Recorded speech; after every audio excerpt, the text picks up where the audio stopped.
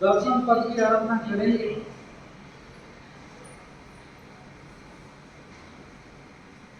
तत्व सूत्र के अंदर वाचक कुमार स्वामी जी महाराज कहते हैं, सम्यक दर्शन ज्ञान चैत्राणी मोक्ष मार्ग। और रत्नत्रय में भी सर्वप्रथम क्या आता है? सम्यक दर्शन आता है। क्योंकि दर्शन का अर्थ क्या होता है? दर्शन का अर्थ होता है धारणा या श्रद्धा करना, और व्यक्ति आचरण केवल उसी का करता है जिसकी धारणा व्यक्ति को है, जिसके ऊपर श्रद्धा है, उसी प्रकार का वो क्या करता है? आचरण करता है। इसलिए दर्शन को जो है पहले नंबर में रखा गया। दर्शन ज्ञान चरित्र में सर्वप्रथम क्या रखा गया है? दर्शन को रखा गया है। यानी कि आपकी किस प्रकार की धारणा है, जिस प्रकार की जिसकी धारणा होगी उनका आचरण भी उसी प्रकार का होगा। इसलिए इसको दर्शन कहा जाता है। भारत में जितने भी प्रकार के आप संप्रदाय आगे देखेंगे ना, उन सबको ना दर्शन में विभाजित किया गया। जैसे जैन धर्म है, इसलिए जैन धर्म के जो सिद्धांत है उसको कहते हैं जैन दर्शन। जो बौद्ध है उनको कहते हैं बौद्ध दर्शन। जो शिव को मानने वाले हैं उनको कहते हैं शैव दर्शन वाले। जो विष्णु को मानते हैं उसको वैष्णव कहते हैं। और इनमें से जो कुछ नहीं मानता है, जो कहते जो है यहीं पर है, लेकिन जिंदगी ना मिलेगी दोबारा, जिनकी फिलोसफी है उनको कहते हैं चार्वाक दर्शन। यानी कि जितने प्रकार के विचारधाराएं भारत में है उन सब को दर्शन कहकर ही संबोधित किया जाता है। क्यों? क्योंकि उनके जो है धारणा रहती है। तो ये दर्शन तो सारे के सारे ही है। जितने भी मत है, जितने भी पंथ है, जितने भी संप्रदाय है, जितने भी दृष्टिकोण है, सबके सब क्या है? दर्शन ही है। तो इनमें से जो सबसे सही है उनको हम कहेंगे सम्यक दर्शन। और सम्यक दर्शन का अर्थ ही है कि देखना। दर्शन का अर्थ है देखना। सम्यक यानी कि जो जैसा है उस वस्तु को उसी रूप में देखना, उसको कहते हैं सम्यक दर्शन। जैसा है उसको उसी प्रकार से देखना, उसमें अपने से ना कुछ घटाना ना कुछ बढ़ाना।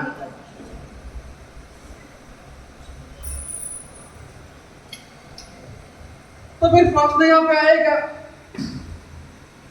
कि कोई जीव सम्यक दर्शन को प्राप्त किया है कि नहीं किया है, कैसे मालूम पड़ेगा?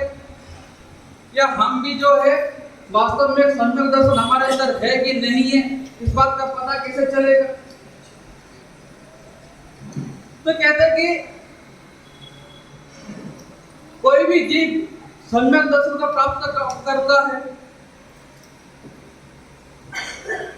जीव जब अनंत अनुबंधी क्रोध, मान, माया और लोभ, ये चार प्रकार के कसाई का, और संयुक्त मोहनीय, मिश्र मोहनीय और मिथ्यात्व मोहनीय, इन 7 प्रकार के जो मोह है ना, जब इन 7 का या तो क्षय करता है या तो उत्तम करता है, उस समय जीवात्मा क्या प्राप्त करता है? सम्यक दर्शन को प्राप्त करता है।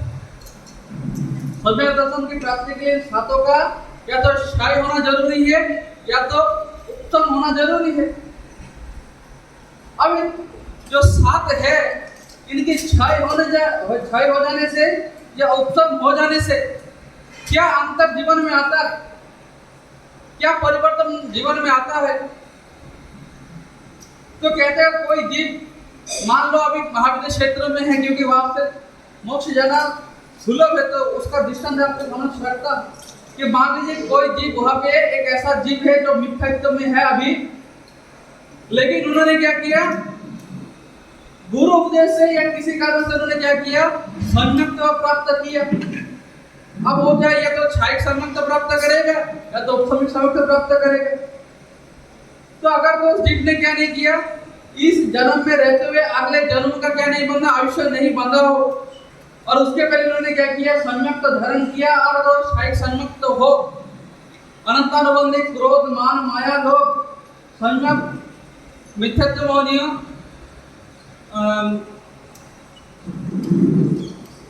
मिश्र मोहनीय, सम्यक्त मोहनीय, मिश्र मोहनीय और मिथ्यात्व मोहनीय, इन सातों का अगर क्षय कर देते हैं तो कहते हो उसी भव में कहा जाएगा मोक्ष चला जाएगा। कोई जीव जो आज से पहले कभी सम्यक्त ग्रहण नहीं किया हो और उसने अगर क्या किया, अपने अगले जन्म का आयुष्य नहीं बंधा और उसी भव में उसने क्या किया, अपने ये सातों जो है मोहनीय कर्म इनको क्षय कर दिया, तो कहते हैं उसी भव में वो कहा चला जाएगा, मोक्ष चला जाएगा। और अगर क्षायिक सम्यक्त नहीं प्राप्त किया, नहीं भी प्राप्त किया, उपसर्ग सम्यक्त प्राप्त क्यों ना किया हो, तो भी आगे चलकर क्या होगा, वो उसके मोक्ष का कारण बनेगा। इसलिए सम्यक्त के प्राप्ति के लिए इन सातों का क्षय आना अनिवार्य है। अनंतानुबंधी क्रोधमान माया लोभ सम्यक्त मोहनीय, मिश्र मोहनीय और मिथ्यात्व मोहनीय। अब सम्यक दर्शन जो है ना, इन चारों में सबसे अधिक मूल्यवान क्यों है? दर्शन ज्ञान चरित्र जब हम रत्नत्रय की भी बात करते हैं उसमें भी दर्शन ऊपर क्यों आता है? क्योंकि दर्शन से ही आपका ज्ञान और आपका चरित्र क्या होगा, फलेगा। अगर आपके पास सम्यक दर्शन नहीं हो, अगर आप सम्यक्ति नहीं हो, चाहे आप क्या करो, कितना ज्ञान अर्जन कर लो और चाहे आप कितने जो है अच्छे से चरित्र का पालन करो, कहते हैं एक मक्खी का पंख भी दुखे नहीं, आपसे इतने उत्कृष्ट प्रकार के भी अगर आप क्या करते हैं, चरित्र की आराधना करते हैं, लेकिन आपके अंदर सम्यक दर्शन नहीं हो, तो कहते केवल काय कष्ट मात्र ही होगा। और इतनी जो है उत्तम प्रकार के चरित्र की आराधना करके भी कहते जितने आप कर्म का क्या करेंगे, क्षय करेंगे, उससे अधिक कर्म का क्षय एक अष्टभुजन माता के पालक एक सतत श्वास में करते। तो जो इस प्रकार के सम्यक दर्शन की जो है बताई गई है कि सम्यक दर्शन क्यों और इतना जो है महत्वपूर्ण है और कैसे सम्यक दर्शन को प्राप्त किया जाता है। सम्यक दर्शन प्राप्त करने का व्यक्ति के जीवन में कैसा परिवर्तन आता है, और जब व्यक्ति मिथ्यात्व में रहकर कोई पापाचार करता है तो उसका परिणाम कैसा आता है। इस भरत क्षेत्र में हस्तिनापुर नाम का एक नगर था, वहाँ पे हरिसेन नाम का एक राजा राजत्व करता था और उनका लड़का था हरि विक्रम। जब राजकुमार युवावस्था में आया तो राजा ने 32 राजकुमारी के साथ उसका विवाह कराया और उसका जीवन जो है सुख से पार हो रहा था। लेकिन अचानक से एक दिन क्या हुआ, उसके शरीर में 8 प्रकार के कुष्ठ रोग एक साथ में उत्पन्न हो गए। राजा ने खूब कोशिश की, बड़े बड़े वैद्य बुलाए, लेकिन कोई भी वैद्य जो उनके ये जो कुष्ठ रोग से वो व्यथित थे, उनका कुष्ठ रोग शांत नहीं कर पाए। तो जब राजकुमार किसी तरीके से ठीक नहीं हो रहे थे तो राजकुमार ने क्या किया, धनंजय नाम के जो मिथ्यात्व देव है उनको स्मरण किया और ऐसा प्रण किया, अगर आपके प्रभाव से मेरा ये कुष्ठ रोग दूर हो जाता है तो मैं क्या करूंगा, आपका शोभा यात्रा निकालूंगा। जब तक शोभा यात्रा नहीं निकालूंगा तब तक क्या नहीं करूंगा, मैं अन्न जल ग्रहण नहीं करूंगा। ऐसा उन्होंने क्या क्या निश्चय किया, प्रण किया। अगले दिन उसी नगर में जो है केवली भगवान आते। केवली भगवान के आने से क्या होता है, नगर के लोग जब केवली भगवान के दर्शन करने के लिए जा रहे थे, राजा राजकुमार भी क्या है परमात्मा के दर्शन करने के लिए गए और जैसे ही केवली परमात्मा का क्या किया, दर्शन किया, वैसे हरि विक्रम के शरीर से जो है रोग चला गया। क्योंकि परमात्मा केवली भगवान होते, हरियन परमात्मा होते, उनका अतिशय होते कि जिनको भी केवल ज्ञान होता है उनके आसपास जो है किसी प्रकार का रोग उपद्रव रहता नहीं है। तो हरि विक्रम राजकुमार के शरीर से जो है सारा का सारा क्या हो गया, रोग दूर हो गया।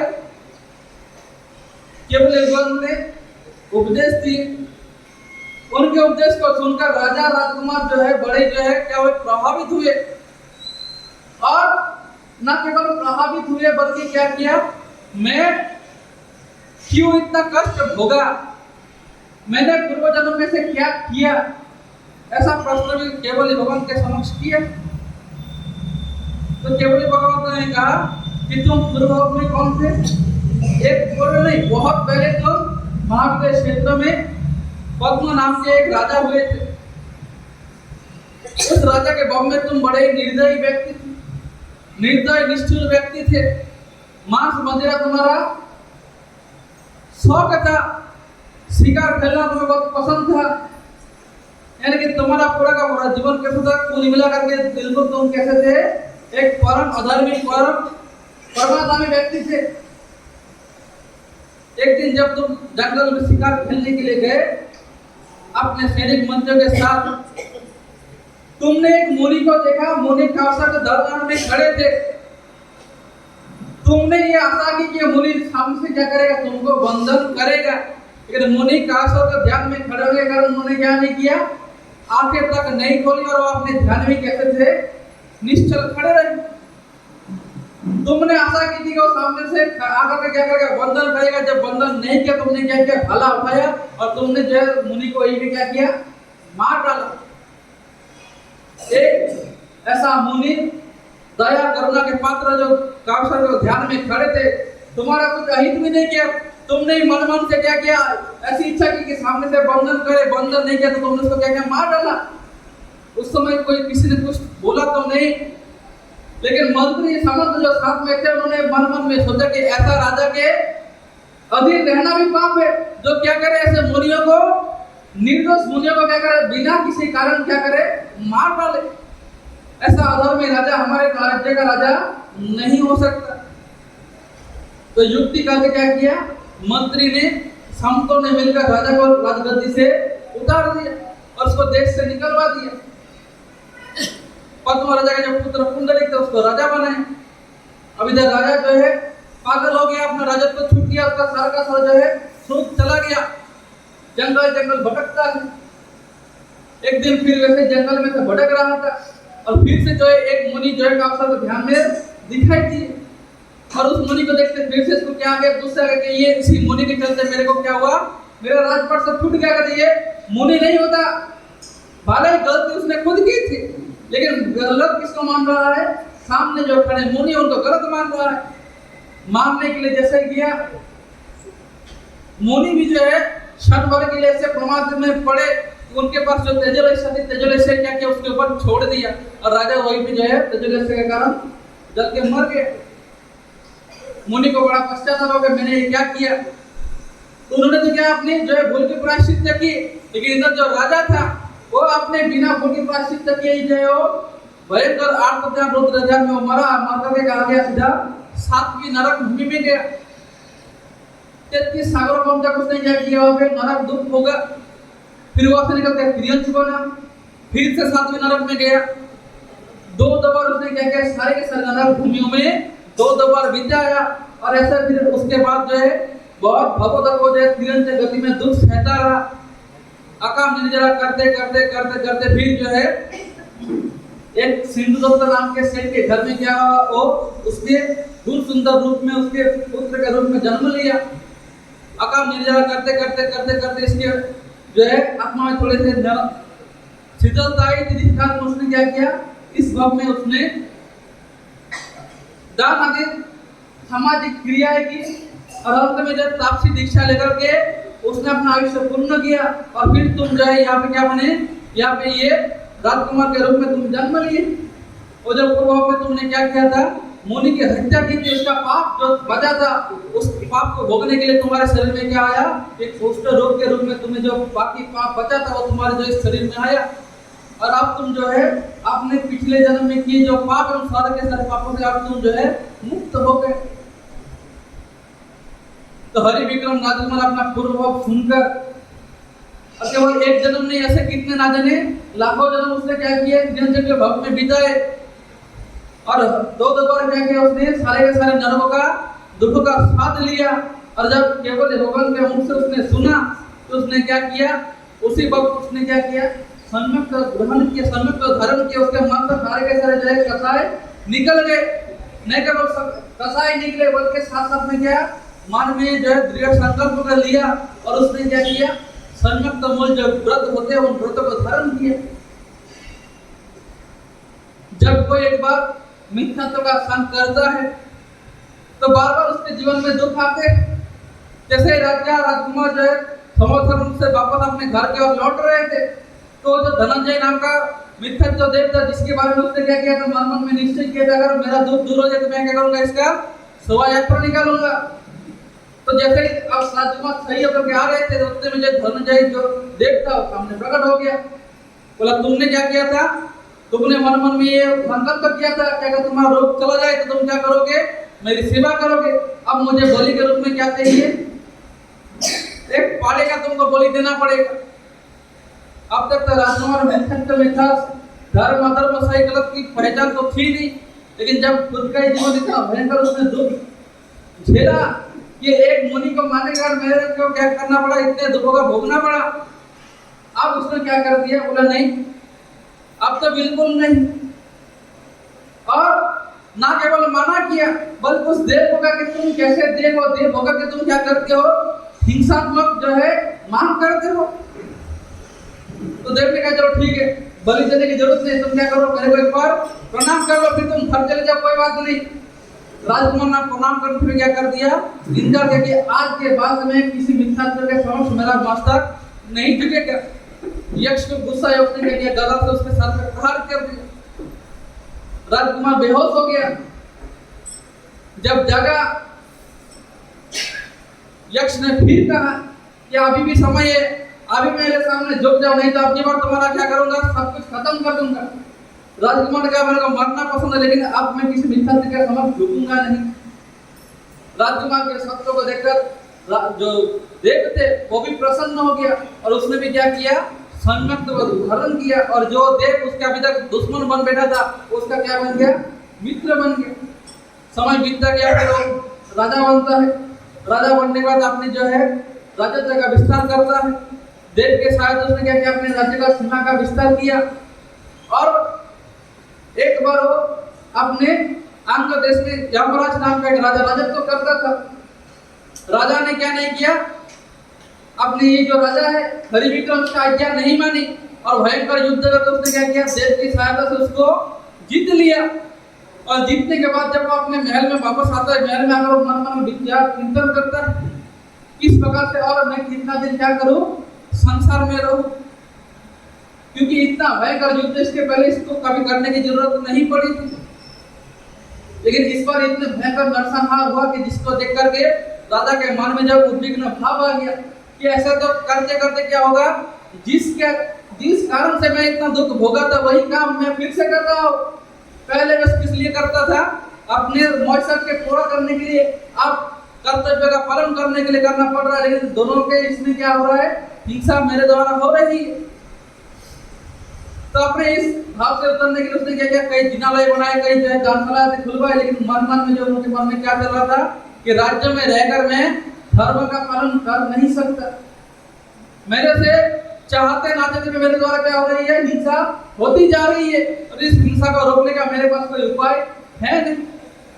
ऐसे मन में चल ही रहे थे कि उतने उनको जो है श्री चंद्र मुनि नाम के मुनि का सानिध्य प्राप्त हुआ और राजा के मन के उद्विग्नता और मुनि की देशना सुनकर उसने राजा ने क्या किया, अपने पुत्र विक्रमसेन को क्या किया, राजगद्दी पे बिठाकर अपने गुरु के साथ चल दिया। स्वयं जीवन ग्रहण करके हो जाए क्या करने लगे, अपने गुरु के समक्ष रह करके स्वयं जीवन आराधना करने लगे। एक दिन उनके गुरु जो है उनको क्या कर रहे थे, विशेष स्थानक की विशेषता बता रहे थे और उसमें विशेष कर उन्होंने क्या किया, गुरु के मुख से उसने दर्शन पद का वर्णन सुना कि किस प्रकार से सम्यक दर्शन की आराधना करने से किस प्रकार का फल प्राप्त होता। तो अपने गुरु के मुख से दर्शन पद के विषय में सुनकर उन्होंने मन ही मन क्या निश्चय किया कि मैं विशेष प्रकार से क्या करूंगा, सम्यक दर्शन जो पद है उस दर्शन पद का मैं क्या करूंगा, विशेष प्रकार से आराधना करूंगा। और मन ही मन निश्चय करके फिर क्या करते हैं, दर्शन पद का विशेष प्रकार से वो क्या करने लगते, आराधना करने लगते। गुरु के साथ विचार करते करते उन्होंने बहुत सारी गलतियां प्राप्त की और फिर जो एकल विहारी बन करके विचरण करने लगे। विचरण करते करते फिर से जो है आप वो अपने नगर में आए तो नगर का जो अधिष्ठाता देव था, उन्होंने क्या किया, अपने राजा जो कि मुनि बन के, उनका मन कितना निश्चल है और किस प्रकार की जो है सम्यक दर्शन पर उनकी जी श्रद्धा है, उनकी जो अटलता है, उसका बारे में जो है अपने मित्र जो देव जो उनके समक्ष वर्णन किया। एक मित्र तो देव ने क्या किया, इनके सम्यक दर्शन की परीक्षा लेने के लिए क्या किया, इसके सामने आकर परीक्षा। एक दिन जब मुनि गोष्ठी के लिए जा रहे थे, तो रास्ते में वो क्या एक व्यापारी के रूप में आया। व्यापारी के रूप में आकर के फिर जो क्या करने लगे, अनाप शनाप अल्लाह परमात्मा के शासन के विषय में बताने लगे, और कैसे जो है साधु लोग क्या करते हैं, दूसरों को ठगते हैं और कैसे दूसरों का अहित करते हैं, वो सब जो है क्या करने लगे, बकने लगे। उन्होंने सोचा था कि अनाप शनाप सुनकर के क्या करेगा, ये मुनि गुस्से में आएगा और कुछ न कुछ हरकतें करेगा, लेकिन मुनि ने क्या नहीं किया, उनकी एक भी जो है बातों को ध्यान नहीं दिया। तब उन्होंने क्या किया, उसको फिर उस मुनि को पकड़ा, ताकि कहा तुम इस युवावस्था में कहा तुम पड़े हो, मेरे साथ चलो, मैं तुमको क्या करूंगा, अपनी पुत्री के साथ विवाह करा दूंगा, तुम पूरे जीवन पर क्या करोगे, सुख से तुम जियोगे। तब हर तरह से क्या करने लगे, राजा को जो है अपने निश्चय से जो है डिगाने की कोशिश करने लगे, लेकिन अंत तक क्या नहीं कर पाया। जो देव है वो देव मुनि को अपने निश्चय से जो है हटा नहीं पाया। तब समय जो उन्होंने क्या किया, उनके वास्तव में जो सम्यकता की जो व्याख्या उनके मित्र ने की थी, जब उसकी पुष्टि हो गई तो जो है वो क्या करते हैं, अपनी भूल की क्षमा याचना करके चले जाते हैं। मुनि अपने संपूर्ण जीवन विशेष प्रकार से दर्शन पद की अर्पणा करके क्या करते हैं, अपना आयुष्य पूर्ण करते और देवलोक में जाकर उत्पन्न होते। कहते हैं वहां से अपना आयुष्य पूर्ण करके और महाविद्य क्षेत्र में जन्म लेगा, तीर्थंकर के रूप में जन्म लेगा, क्योंकि दर्शन पद के आधार से उन्होंने क्या किया था, तीर्थंकर नाम कर्म गवाया था। अभी महाविद्य क्षेत्र से तीर्थंकर बनकर फिर क्या करेंगे, और मोक्ष जाएंगे। इस प्रकार से जो है सम्यक दर्शन के आधार से व्यक्ति क्या कर सकते हैं, तीर्थंकर पद तक को पा सकते हैं। जैसे सम्यक दर्शन की आराधना हमें भी करनी है और इतने शुद्ध भाव से करने कि हम भी क्या बने, इस दर्शन पद की आराधना से हमारा भी दर्शन क्या हो, निर्मल बने, संतुष्ट बने। जितनी शुद्धि है उससे अधिक क्या बने, हमारा जो दर्शन है वो शुद्ध बने और हम भी क्या करें, शुद्ध तरीके से सम्यक दर्शन की आराधना करके हम भी क्या बने, मोक्ष के अधिकारी बने। ऐसा ही सम्यक के आराधक कौन था, श्रीपाल कुमार था, और वो जो है अपने जीवन में क्या कर रहा था, नवपति की जो चमत्कार थे उन चमत्कारों को जी रहा था और अपना जीवन जीते जीते कहां पर पहुंचा, कोंकण देश थानापुरी नगरी, जहां पर वो फिर से क्या है, अपने सेठ के जाल में वो फंस गया। और अब जो है अपने और क्या करने पर अपना जो जात है, अपने जो वास्तविक परिचय है, उसको देने के लिए कौन कह रहा है, स्वयं उसके ससुर राजा कह रहे हैं। श्रीपाल ने कहा कि कोई क्षत्रिय अपना जो वास्तविक अपना परिचय अपने मुंह से नहीं देता, तो बोला फिर तुम्हारा परिचय देगा कौन। तो श्रीपाल कुमार ने कहा ये जो सेठ है, इस सेठ के पास मेरा कौन है, 250 जहाज है और साथ साथ में मेरी दो क्या है, पत्नियां हैं, उन दोनों को बुलाइए, उन दोनों के मुख से मेरा परिचय आपको क्या है, मिल जाएगा। जैसे अब तक जो है धवल सेठ ने ये नहीं सोचा था कि श्रीपाल कुमार की जो दो पत्नियां हैं वो भी इसके साथ हैं, क्योंकि उसके तरफ उसका ध्यान गया ही नहीं था। जैसे ही श्रीपाल कुमार ने ये बात राजा के समक्ष रखी, वैसे ही जो धवल सेठ उसने क्या किया, पत्नी गली पकड़ के निकल गए, अब तो भंडा फूट गया। राजा ने क्या किया, मंत्री को बुला करके जो है पालकी किसके लिए भेजे, श्रीपाल कुमार के दोनों पत्नियों के लिए भेजे। श्रीपाल कुमार की पत्नी को जैसे मालूम पड़ा कि श्रीपाल कुमार जो है सही सलामत है, तो दोनों जो है भागता भागता कहाँ पहुंचे, अपने पति के पास पहुंचे। और क्या घटना घटी, सारे का सारा घटना जो है श्रीपाल कुमार को पता कि कैसे धवल सेठ जो है हरकतें कर रहा था। राजा ने दोनों श्रीपाल कुमार के पत्नियों से उनका श्रीपाल कुमार के विषय में परिचय पूछा। तो जैसे ही श्रीपाल कुमार के विषय में परिचय जाना, वैसे ही बसुपाल राजा को मालूम हुआ कि ये तो मेरा कौन है, भांजा है, क्योंकि जो कमल प्रभा इनकी माता थी वो कौन थी, बसुपाल राजा की बहन लगती थी। तो जो अनायास क्या में हो गया, मामा और भांजे का जो मिलन हो गया। अब जैसे ही मालूम पड़ा ना केवल ये मेरा भांजा है बल्कि भंजा भी है, और फिर जो है इसको कौन याद आ गया कि धवल सेठ कैसा है, सेठ जो है बड़ा ही बदमाश है, तो उसने क्या किया, अपने सेठ को कहा उसको पकड़ के लेके आओ। श्रीपाल कुमार ने यहाँ पर भी क्या किया, दया खाकर के जो है फिर से धवल सेठ को छुड़ा दिया। कहते कि कोई अगर अन्याय करे और बार बार अन्याय की अगर उसको माफी मिलता रहे तो आदमी कभी सुधरेगा नहीं, बल्कि उसको देख करके चार लोग और क्या करेंगे, अन्याय करेंगे। श्रीपाल कुमार ने बार बार क्या किया, धवल सेठ को बचाया, लेकिन जितने बार भी बचाया धवल सेठ के मन में उतने जो है जो जलन है वो जलन बढ़ता चला गया। अब की बार धवल सेठ ने सोचा कि अब की बार तो इसको मैं नहीं छोड़ूंगा। तीन बार बचा, लेकिन फिर भी इसके मन से जो है उसने अपना कुविचार नहीं छोड़ा कि इसको भाई इतनी बार मदद की, लेकिन नहीं। श्रीपाल कुमार जिस महल में रहता था उस महल में घुस के उसने क्या सोचा कि इसको उस महल में घुस कर ही मारूंगा। रस्सी लिया, गोधान का एक जीव आता है जो क्या करता है, दीवारों पे आसानी से चढ़ जाता है। और पहले के जमानों में सैनिक उनका इस्तेमाल करते थे किलों को चढ़ने के लिए। उस जीप पर क्या किया, रस्सी को बांधा और रस्सी के सहारे जो है उसको ऊपर छोड़ दिया। 7वीं मंजिल पे जो है श्रीपाल कुमार रहता था। ये तो आसानी से चढ़ गया, लेकिन जब अपना धवल सेठ चढ़ने लगा और जब बीचों बीच पहुंचा तब उसके शरीर में जितनी शक्ति थी सब सारी शक्ति जो है जवाब दे गई कि ना तो उसे ऊपर चढ़ता बने ना नीचे उतरता बने। क्योंकि सेठ लोग कैसे होते हैं, अक्सर सुखी जीवन जीने वाले होते, शारीरिक जो है शरीर पर ज्यादा ध्यान नहीं देते, तो शरीर की कितनी क्षमता है उनको पता नहीं था। धवल सेठ ने सोचा था कि चढ़ जाऊंगा, लेकिन जैसे बीच मैदान में पहुंचा वैसे ही वो जो है उसकी शक्ति खत्म हो गई, ना ऊपर चढ़ता बने ना नीचे उतरता बने। कोशिश करते करते दोनों हाथ छूटे और जो नीचे गिरा, कमर में कटार बंधी हुई थी, वही कटार जिस कटार से वो क्या करने के लिए जा रहा था, श्रीपाल को मारने के लिए जा रहा था, वही कटार उसके शरीर में घुस गया। और तड़प के जो उसने क्या किया, पूरे रात भर तड़प के उसने अपनी जान दी। सुबह जब सैनिक अपने काम में निकले, उसने देखा कोई मरा पड़ा। जब जाकर के देखा तो मालूम पड़े तो कौन है, हमारा जो जमाई राजा है उनका मित्र है, और कैसे मरा पड़ा है। तो श्रीपाल कुमार को जो है माजरा समझने में देर नहीं लगी कि क्या करने के लिए जा रहा था होगा, लेकिन फिर भी उसने क्या किया, बड़ा देखते तो मन तो क्या ही अब इस पर क्या करे। तो उसने क्या किया, उनका अंतिम संस्कार कर दिया और अपने जो है पत्नी के साथ जहाँ पे थानापुरी नगरी में रहने लगे। अब श्रीपाल कुमार थानापुरी नगरी में अपना समय बिताए और जो नए लोगों से क्या करता रहे, मिलता रहे, क्योंकि इसके मन में कौतुक था कि नए चीजों को जानना, नए जगहों के नए विषय में जानना। एक दिन क्या होता है कि कुछ लोग जो है ना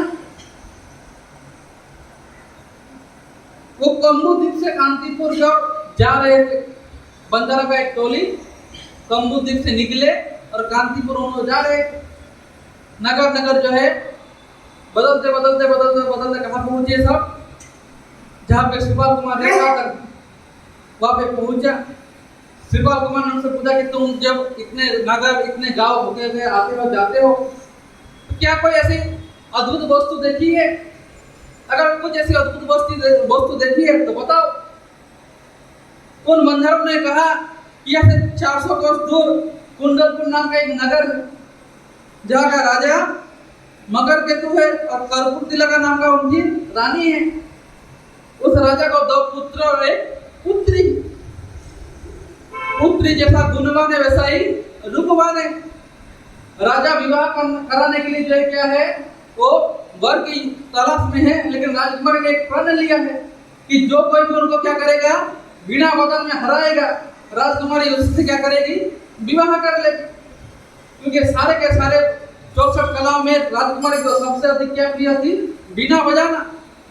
और मन ही मन निश्चय कर लेके जो कोई भी मेरे को बिना बदल में क्या करेगा, हराएगा, मैं उसी से क्या कर लूंगी, विवाह कर लूंगी, चाहे वो कोई भी क्यों ना। ऐसा सुनकर श्रीपाल कुमार ने क्या किया, बंजारा को इनाम देकर विदा कर दिया। अब श्रीपाल कुमार को अब तक जो है बिना वजह जाता तो है नहीं, क्योंकि कभी मौका नहीं मिला, बचपन से तो भाग रहा है, और जब ठीक हुआ उसके बाद फिर भाग रहा है। पहले जान बचाने के लिए भाग रहा था, अब जो है नई चीजों को सीखने के लिए भाग रहा है। तो उन्होंने क्या क्या देखा, कभी कोई जब उपाय नहीं तो उन्होंने क्या किया, सिद्ध चक्र का ध्यान किया। सिद्ध चक्र के ध्यान से विमल वाहन देव जो अधिष्ठायक देव स्वयं प्रकट हो गए। प्रकट होकर उन्होंने क्या किया, 2 माला श्रीपाल कुमार को दिया, ताकि 2 माला के जो विशेष प्रकार के गुण हैं। एक माला क्या कर सकता है, तुमको आकाश गामिनी विद्या दे सकता है। तुम आकाश में क्या कर सकते हो, अपने मन मर्जी से उड़ सकते हो और अपना रूप जो है बदल सकते हो। दूसरे माले की खासियत यह है कि तुम कोई भी विद्या सीख सकते हो और साथ साथ में इस माला के जो जल है, इस जल से तुम किसी प्रकार का जहर उतार सकते हो। दोनों मालाएं क्या क्या 2 हार जो है, मणि का हार किसको दिया, श्रीपाल कुमार को दिया और देव अंतर ध्यान हो गया। श्रीपाल कुमार ने जो विद्या दी, उस विद्या को स्मरण किया और सीधा कहाँ पहुंच गया, कुंडलपुर नाम की जगह में पहुंच गया और पहुंच करके उसने क्या किया, अपना रूप परिवर्तन कर लिया। एक ठिगना, एक कुबड़े का रूप उसने ले लिया कि सबको अब कैसा दिखाई देने लगा, आदमी कुबड़ा ठिगना दिखाई देने लगा। सीधा कहाँ पहुंच गया, एक कलाचार्य के पास, जो क्या करते थे, लोगों को बीना बजाना सिखाते थे। एक अधेड़ उम्र का कुबड़ा आदमी एक कलाचार्य के पास गया और जाकर के कहा कि मैं आपसे क्या सीखना चाहता हूँ, बीना वादन सीखना चाहता हूँ। बीना कैसे बजाया जाता। अच्छे अच्छे घर के जो है लड़के, बड़े बड़े से प्रकार के लड़के, या तक कि कई जो है राजकुमारी उनके पास क्या कर रहे थे, कला सीख रहे थे। तो ऐसे एक अधेड़ उम्र के और ऐसे ठिगने आदमी की बात सुनकर सारे के सारे खिलखिला के हंस पड़े। बोले इस उम्र में तुम सीखना चाहते हो? बोला क्यों, कला सीखने की कोई उम्र थोड़ी होती। तो बोला ठीक है, कला सीखने की कोई उम्र होती नहीं होती, बात तो ठीक है, लेकिन क्यों सीखना चाहते हो? बोला जिसलिए तुम सीखना चाहते हो। तो ये सुनकर सब और जल्दी से हंसने लगे। बोले हम तो इसलिए सीख रहे थे कि राजकुमारी से क्या कर सके, हम प्रतिस्पर्धा कर सके, और राजकुमारी को अगर हम हरा दिए तो राजकुमारी हमसे क्या करेंगे, शादी करेंगे। अरे हमसे शादी करेंगे तो कम से कम हम उनको क्या रख सकते हैं, खुश तो रख सकते हैं। हमारा रूप देखो, हमारा परिवार देखो, हमारा जो है संपदा देखो। अरे तो और तुम अपना हाल तो देखो। कहा राजकुमारी और अप्सरा सी सुंदर, कहा तुम जो है ठीक लो, और तुम क्या सोच रहे हो, तुमसे राजकुमारी शादी करेगी? कई तरीके से जो है मजाक बनाया इसका। लेकिन श्रीपाल कुमार ने क्या किया, जो करने का वो मेरे को तो क्या करना, बिना बंद सीखना। सीखने के लिए गया, इतनी भयंकर, इतनी कला, जैसे तार छड़ी वैसे तार टूट गई। लेकिन किसी तरीके से उसने क्या किया, बिना बजाना सीख लिया। बिना बजाना जैसे ही सीखा, निर्धारित दिन निर्धारित समय में पूरी की पूरी जो है राजसभा भरी हुई थी। सारे के सारे राजा राजकुमार, बड़े बड़े गढ़ के शहर के लड़के जो है बिना लेकर के अपने प्रदर्शन के लिए तैयार थे। सारे के सारे लोग जो है क्या किए, एक एक करके बिना बजाए, लेकिन किसी के बिना बदल से जो है राजकुमारी प्रसन्न नहीं हुई। क्यों नहीं हुई? क्योंकि सारे के सारे जो लोग जब तक श्रीपाल कुमार को कैसे देख रहे थे, ठीक है ना, दिखाई दे रहे थे, लेकिन विद्या के प्रभाव से राजकुमारी को जो है श्रीपाल कुमार अपने वास्तविक रूप में दिखाई दे रहे थे। और इन सभी के बीच मध्य में श्रीपाल कुमार का जो रूप है वो सबसे कैसा था, सबसे सुंदर था।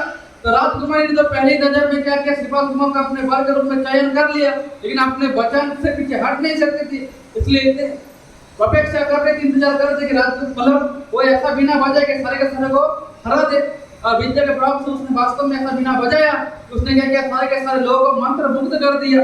जब तक अपने बिना वादन के कौशल में गर्व मानते थे, उनने भी क्या किया, गर्व को चूर चूर कर दिया। तो इस तरीके से क्या किया, श्रीपाल कुमार ने राजकुमारी से विवाह किया और फिर जो है अपने नगर को लौट आए। श्रीपाल कुमार के जीवन में आगे क्या होता है उसको लेकर के हम आएंगे।